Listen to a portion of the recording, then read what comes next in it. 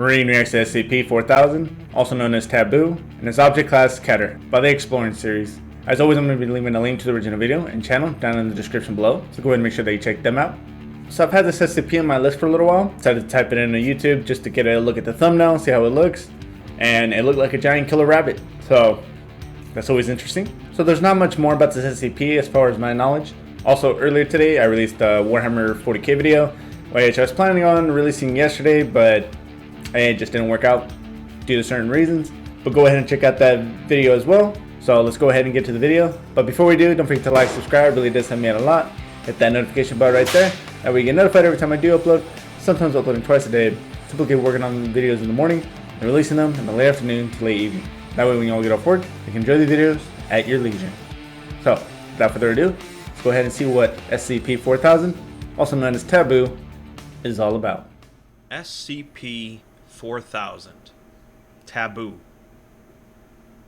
What is a name? For humans, names are used to identify and refer to a specific entity, whether it be a family member, a country, a beloved pet, or a creepy guy in your neighborhood that lives under a bridge. Names have meaning to us, certainly, but they're completely fluid within our society. Names can be changed, unofficially or officially, nicknames come and go, and new names for people and things are invented every day. In many parts of folklore and religion, knowing an entity's true name allows some control or power over them, and this concept is often utilized in fictional stories. I'm telling you this because SCP-4000 is primarily about the power of names and words, and although we often say that words have power, SCP-4000 puts quite a different spin on it. I mean, as far as with names, I mean, obviously, that also relates to some things like, say, when the whole vampire thing, that they couldn't come into your house unless they were invited, or, there's like a lot of things, especially when it deals like with, I've seen in a couple movies where it deals with demons or something like that, that you can't be, like, that apparently your name holds an extraordinary amount of power. But if you were to change your name, whether legally or illegally, because I don't think the forces of anomalous capabilities follow a government system. But I mean, if you were to change your name, would that have an effect? Before we get into SCP-4000, however, I have to first discuss another SCP article, for those unfamiliar with it. And that's one of the SCP-001 proposals, although it's really more of a story than a proposal.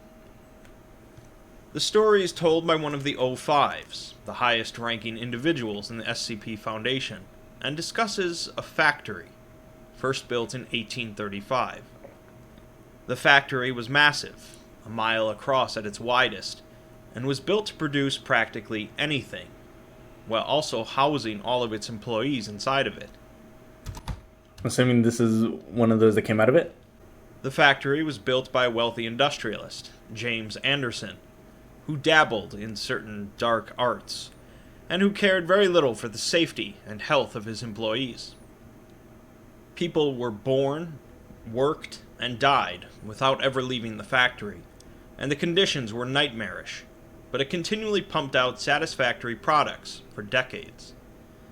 Eventually, someone escaped, and the president was informed of the situation there, causing him to send in the military. They found unimaginable horrors taking place there, both mundane and anomalous, as apparently Anderson was experimenting on people, and they eventually found Anderson in his office. They hung him with his own entrails, and proceeded to draw and quarter him, followed by burning the remains, with him laughing and uttering blasphemies the entire time. They found a number of anomalous objects within the factory, and the SCP Foundation, as well as a number of other organizations, got their start right there. A decade went by, with the founding members of the Foundation building a city around the factory, and using it as their first site for containment and testing.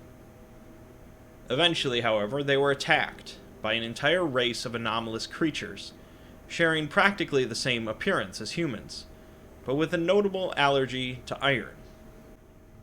Or the fairies, right?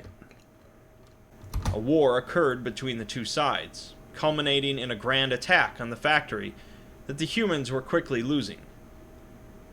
The O5 went into the bowels of the factory and met the remains of James Anderson, who made a deal with him. In exchange for the means of destroying these creatures, they would have to continually supply the factory with energy, primarily in the form of people. The O5 agreed, the creatures were utterly wiped out, and the factory continues to somehow produce new anomalies to this day. As a side note, the name the Foundation used for the creatures, due to their allergy to iron, was fairies.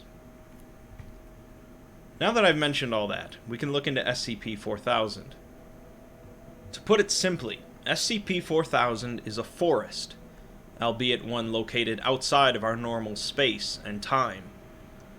There are plants and landmarks and entities within this forest, but most importantly, it's a forest governed by certain rules. Okay, so I thought it was the rabbit, but I mean it's a forest that exists outside of our time and space, so it's extra dimensional. I like where this is going. I'm very into the dimensional reality bending type SCPs, and I would assume that the rabbit guy is in here. Maybe he's like the one that kind of runs it in there, or if there's multiple ones, but he's just the most prominent. These rules are known as nomenclative hazards, meaning they are hazards specifically triggered by names. There are other rules, of course, for safe traversal of the forest, but names hold a special power here. The special containment procedures warn that the forest itself, as well as any entity or landmark within, is not to be referred to by any title, designation, or name. I've already broken these rules several times, of course, by referring to it as SCP-4000, a designation not found anywhere within the document. Instead of names or designations, then, the anomalies associated with this SCP are given descriptions, such as the forest outside normative space, or the SCP in question.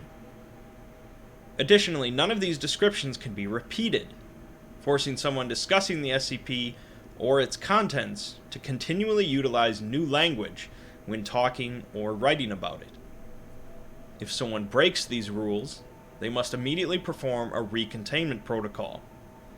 If they are unable to do so, their next of kin must perform the procedure. And if they have no next of kin, any records of their name are removed, and anyone bearing the same name are given an amnestic and assigned a new name. To enter the forest, a special procedure must be performed, in which a fire is started in any indoor fireplace, and the powdered bones of a fox, a lion, and a whale are thrown into it, along with a cherished personal possession. I don't know why, I felt like the whale part was completely weird compared to the other items. And also, indoor fireplace. I would assume if it required fire, it could have been done anywhere. Preferably outside, where it's not going to burn like a building down or something. Then, 3 feathers from a raven or similar bird are held above the fire until they float up the flue. And at this point, the fire should begin to speak. Depending on if the individual is an oldest child, a middle child, or the youngest or only child, certain counterphrases must be given in response to the fire. If done incorrectly, the individual should immediately apologize, and never attempt the procedure again. But if done correctly, the fireplace will expand, and a descending ladder will appear, allowing the person to pass through the fire unharmed and enter the forest. They will emerge from a brick well, with a dirt road in front of them, surrounded by the forest. Attempting to leave the dirt road, or turning back the way you came, leads to a loss of contact and an unknown fate, forcing individuals entering the forest to continue along the path until they reach the end, which is the brick well. Spending time in the forest will inevitably lead to encounters with the entities dwelling there, which will often lead to the nomenclative rules being broken. Okay, so there are more than just the rabbit, but I'm always curious as to whenever they explain procedures, specifically when they're talking about a location, I'm always thinking about like, okay, wait, how did they know this? How did they come across this? In what instance, like, was there instances when people somehow doing the little ritual, or if it's just written there just so it has a way for them to say like, hey, this is just how they get in here. That's how it is.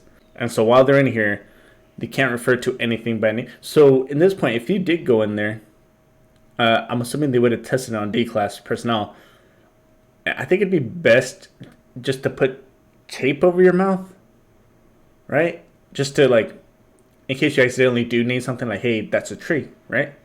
Yeah, so probably just tape over the mouth, and then that'd probably be your safe bet. Then again, I don't know if these entities are hostile. So, what exactly happens when you break these rules? The results vary, and there's likely effects still undocumented, as SCP-4000 is not greatly understood at this point, and the Foundation is heavily restricting any experimentation. Effects include cluster headaches, hallucinations, sudden onset of amnesia, transport of exposed subjects to the forest, or alternatively, transport of forest entities to where the rules were broken. Even more strange, exposed subjects might develop non-human physical characteristics, such as growing feathers or pollen sacs. Different types of flowers might grow wherever the rules were broken, or exposed subjects might completely fuse with a native entity. Perhaps most strange of all, different non-biological mediums, where names or designations were written or recorded, such as paper or a desk, might develop biological traits, along with fusions between native entities and architectural spaces near where the rules were broken. Finally, exposed subjects might develop an extreme iron deficiency, with no side effects. We're also given a few notable containment breaches, showing the forest was first discovered in 1954 in rural Connecticut. I feel like there's a lot of times where I try to guess, or like there's something that's just always on my mind. Like when I was saying, like, well, how did they figure this out? And it's like, bam, they're gonna tell me right now. And then most of the time, I'm completely wrong. So, And was temporarily given a designation, which caused a breach, since no designations can be applied to the forest. One field agent entered the forest, never to be seen again, and another that had given the designation began sinking into the floor. The other agents fled, and all but one suddenly stopped and began screaming as their torsos start to stretch and smoke begins to billow out of their mouths, nose, and eyes. The one agent that gets away does so because he had not heard the designation given to the forest, but he himself causes another breach when repeatedly referring to it with the same word. He then says that he sees his name in the trees, attempts to eat his radio, and dies. Those that had heard his radio call begin to have headaches, before bone protrusions resembling tree branches begin to emerge from their eye sockets, although they report no physical discomfort. After many D-Class were sent in, the Foundation developed a basic understanding of the forest, but another breach occurred after the first successful exploratory mission finished. The individual was allowed to write down an account of his experiences, but when personnel went to check on him, they found no trace of him, and the SCP documentation says, traces of soil and human tissue were later found in the pencil, paper, and Harvey Mansfield desk had used in his writing. Other containment breaches feature similar oddities in their word and name usage, such as mentioning an agent Mercy, who encountered a native entity seated atop a throne of bones, cradling a flaming child, who vomited most of his bones after describing said entity. Another woman who had found a book discussing the forest complained that her head had become covered in flesh, and decades after she died, photos were taken of a native entity that resembled a young version of the woman. Another breach occurred after an agent who had spent time in a house in the forest told some stories about it to a couple of his colleagues, who had no names, and the agent became fused with the house after it suddenly appeared in one of the Foundation sites, with the man's two colleagues conjoined to his uvula. In other words, some massively strange stuff occurs whenever these specific rules are broken in relation to SCP-4000, whether in the forest or not. Honestly, just after hearing this, it's like, how does this world, or how do these worlds even survive? And if they're surviving because the SCP Foundation is just able to secure at least the ones that they can, you got to give a certain amount of, I guess, respect to them, because I don't see how a lot of these SCPs would really be contained, say, if it was in our world. We're then given a long list of instructions that must be utilized when exploring the forest and interacting with the native entities. There's far too many here for me to go over all of them, but I'll mention a few. No firearms are ever to be brought into the forest. Native entities are to be greeted formally and spoken to cordially. No statements that an individual knows to be false are to be said. Never refer to an entity with a title, name, or designation, even if it refers to itself with one. Additionally, no names, nicknames, code names, or other personal designations are ever to be mentioned in the presence of a native entity. So I just realized the part about me talking about the duct tape over the mouth, just to make sure that you don't say anything wrong. Apparently you do have to speak to them cordially, because I don't know what would happen if you were accidentally rude by not speaking to some of the entities. Yeah, I mean, I haven't seen or heard that the entities have done anything necessarily to the people who have been through this. It's more like the force itself is the one doing the horrible stuff. And if a native entity makes a statement where it addresses you with the designation, you are to ignore it as if the statement wasn't even said. Overall, the rules tell you to be very cordial to native entities, and occasionally helpful, but very specific with what words are used in conversation. Additional rules apply depending on what type of child you are, just like entering the forest, with oldest children never accepting or handling anything that would be considered a valuable resource. Middle children must avoid any entity that regard them affectionately or romantically, and youngest or only children must avoid partaking in any activity that is commonly considered frivolous or physically comforting, such as dancing, listening to music, or sleeping on a padded surface. Finally, we're given 3 interview logs between a doctor and a native entity possessing a humanoid form and the head of a rabbit, who is given no name in the logs. These interactions are mostly notable for showcasing the various rules that the doctor breaks during their conversations. In their first encounter, the entity asks the doctor how his name is, remarking that its own name has smelt of raspberries or snapdragons lately, although it's hard to tell these days. The doctor makes the mistake of saying that his name has tasted rather tart of late, and was later reprimanded for breaking the rule of making a statement you know to be false. 3 years later, the doctor has another encounter with the entity, who remarks that his name has been separated from him for some time, and ponders if the name still exists at all. After the doctor tells him how he got to the forest, the entity says that he thought all of their old allies had died out, and wondered if the doctor had a grandfather or other relation that had a lover in the forest. The doctor made his first big mistake when the entity addressed him as fellow scholar, in a statement that the doctor didn't ignore. 5 years later, the doctor encountered the entity for a third time, and this is where things really go wrong. The doctor meets the entity at its home and is invited inside. Here, the entity reveals a story about the past, saying that very few in the forest remember it now, but it was born on the other side of the well, and hopes to someday return there. It goes on to say that there was a time when they lived and fought alongside humans, to a degree, and went to war against the factory with humans.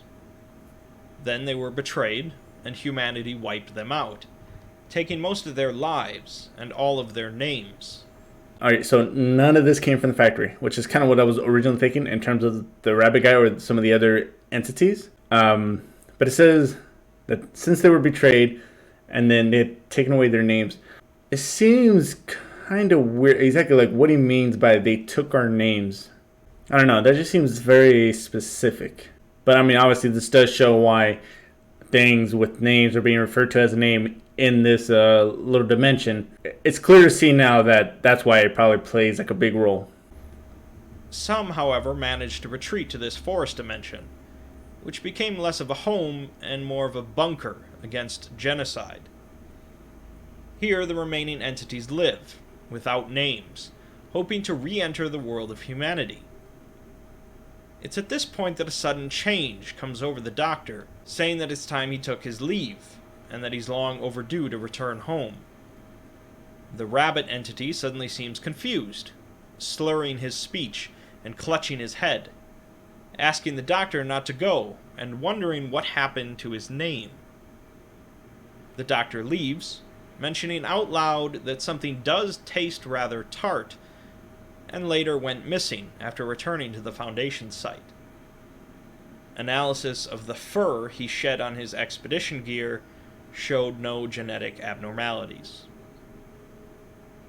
So, you have most of the facts now, but you might still want or need an explanation. As you might have pieced together already, the entities existing in the forest are the fairies that the O5 mentioned in his tale about the factory. Fairies? Wait a minute. They said that they were fighting the factory, they were waging a war against the factory, and it made it seem like they were obviously on the human side, but that then they were betrayed, and they ended up slaughtering the people who were there, who would later become the SCP Foundation. But then again, it's not necessarily saying that the SCP Foundation is this absolutely pure organization, or would have been. And it seems like the fairies were just trying to get rid of this factory because of all the crazy ass shit that it can do and of what has happened there. So it turns out the fairies were they're starting to seem more like the good guys now. I don't know, that was just kind of a big... Although he had claimed that they had committed genocide, completely killing off their race, it seems that he was mistaken, and some managed to escape. Somehow, in a way that isn't clearly understood, the fairies lost all of their names in the process, even the ones that managed to escape. Names have power to the fairies, both their own as well as others, and they can use names to interact with our world. Assigning the forest, or any of its denizens, a name is dangerous enough, but the true danger here is their ability to steal our names. This is ultimately what happened to the Doctor, as well as a few of the notable containment breaches. During his conversation with the rabbit entity, the entity refers to the Doctor as a fellow scholar, and rather than ignoring it, he later uses it himself in the conversation. The Doctor had accepted a designation from the entity, and that gave it power over him. In the end, the rabbit and the Doctor swapped names, and since the fairies treat names as completely linked to an identity, they effectively swapped their identities as well. The Doctor was now, and always was, a fairy without a name, and the rabbit was a doctor working for the SCP Foundation, thus why no one questioned the fur found on his gear. In the containment breach where the Explorer had written down his account at a desk and suddenly disappeared, a similar thing occurred. These fairies aren't just humanoid entities, and can take many non-biological forms. The desk, paper, and pencil where the writing had occurred fused with the Explorer after he wrote about the forest on it, leaving him to a fate of being a desk. The agent who encountered the hellish entity on top of the throne of bones met a similar fate as he screamed out, "Mercy, mercy, mercy, mercy," effectively giving the entity a name. The other cases involving the young woman and the man merging with a house showcase the same point, that the fairies can steal our names to infiltrate our world. These cases somewhat differ, however, in that instead of a fairy giving a name to a human who accepts it, like the Doctor, these are humans giving names to fairies. Ideally, the Foundation would be able to effectively contain this threat using their current containment protocols. But, as the Rabbit discussed, the fairies were not without their human sympathizers, and all it would take is one major breach to cause massive issues. SCP-4000 is a very interesting article, as it really combines two different stories into one impressive SCP. The Factory 001 proposal is a popular one, but it didn't really require anything else to be added onto it. The idea of a weird forest realm where entities can steal your name is interesting enough by itself, but combining it with the Factory tale makes something very unique. If that wasn't enough, there's also another connection made in SCP-4000 when the Rabbit entity is discussing wars. The SCP article includes a link to SCP-2932, Titania's Prison, which was a prison built by creatures for the enemies of the SCP-1000 civilization, the Children of the Night.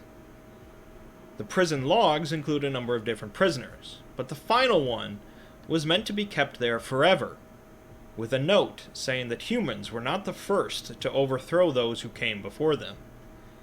The prisoner's name is listed as Fae, meaning a fairy. I highly recommend going through the SCP-4000 article yourself after watching this video, to give you the full picture of the forest and the fairies.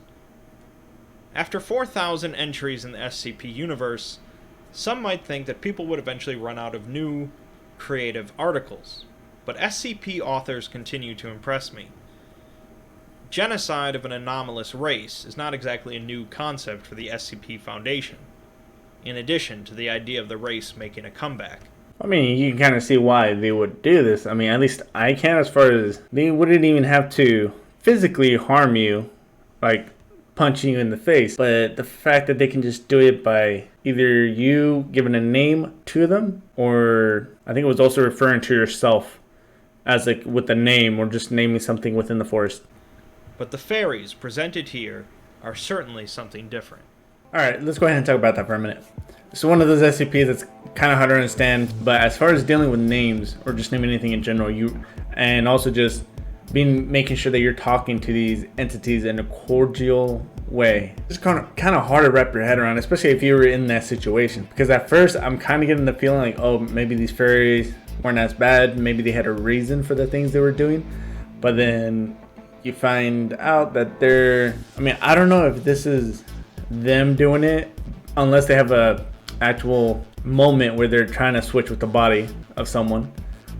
But as far as everything else happening, I don't remember there being any direct source saying that, hey, this is one of the fairies doing this.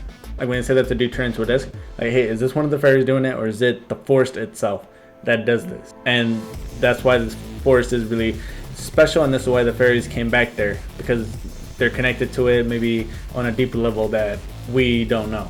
It was interesting to see them include SCP-1000 or Bigfoot. It's definitely wasn't something that I was expecting. And I definitely was not expecting, as far as SCP-001, the Factory. But it's really great to see that tie-in, because then I like when the SCPs start eventually like connecting together, and you can really get the feel of it's like, hey, because sometimes when you're going through SCPs, it kind of feels like this is the only SCP in this world. But when you start to see some of those connections, it really gives you a good, I guess, feeling to just think like, okay, you have to remember a lot of these SCPs are all technically in this same world/reality. But that's going to go ahead and do it for this video. Don't forget to like, subscribe, it really does help me a lot. Hit that dislike button if you didn't like it. It helps me improve the channel. If you're curious to see what's coming up next, check the description down below. You're going to see a list of about 5. Top to bottom is going to be how I view them. But until then, I'll see you all in the next video. Bye.